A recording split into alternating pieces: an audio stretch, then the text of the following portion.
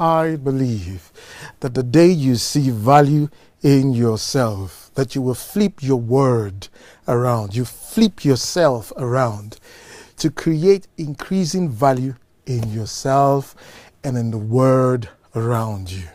We've been having this conversation, the good news to the poor. What is the message of Jesus? We understood that the message was that the God that was the argument behind the men of old, the architects of old, men that worked on architecture, engineering, men that platformed, on whose platform all that we have today were premised upon, that the argument that presented to the people that God was with them, God worked through them. Now, that the same God that was with these people is now available in the poor and wants to work through the poor.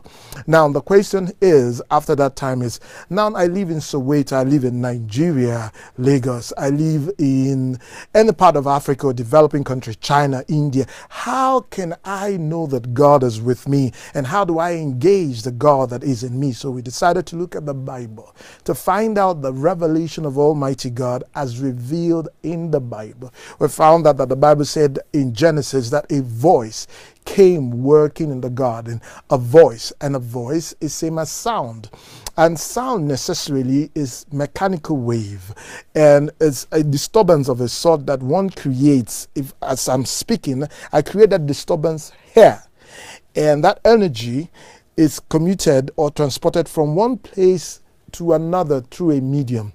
And when a voice is speaking to you and a sound comes to you, like you are hearing me at the moment, what you will hear at the sound of my voice, and those voice on the sound you will hear will conjure images in your mind. And of course, if they came through a medium of air, you might feel something along the path, along the way. Now, and when God began to reach out to these people, Abraham and even Adam, that they hear a voice and it impacts on the image that they see about whatever God was addressing in their lives. Now, we understood that in the case of Abraham, that's the case we're discussing today, now that the established norm in the time of Abraham, just like in your space, in your word, there's an established thinking. That was the same thing for Abraham. The established notion in the time of Abraham was that it would require people coming together to form a nation. That was the work of Nimrod. Now, Nimrod succeeded in gathering people together, so people began to gather together to form nations. Now, Abraham wanted to take the work of Nimrod a notch higher, wanted to do a lot much better than Nimrod. Nimrod wanted people to build toward heaven, something identify a unity of purpose, driving a collective vision. Now, he didn't quite succeed in it, and Abraham wanted more. He wanted to have this happen. And God spoke to him saying, I will give you a nation.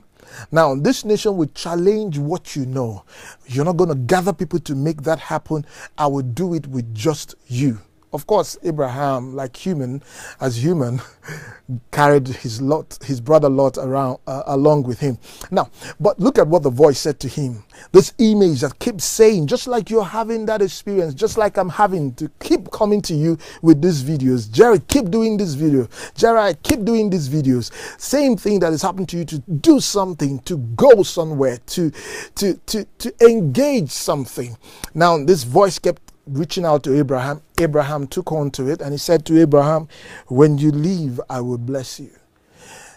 And Abraham moved on his journey. A man saw his wife, took an interest. The men of those days have a ritual with the woman. You know, they would soak the woman before they can come to the woman. They would soak the woman in various milks, and she'll be soaked in various fragrances before the man can come to him. This takes quite a lot of months to happen.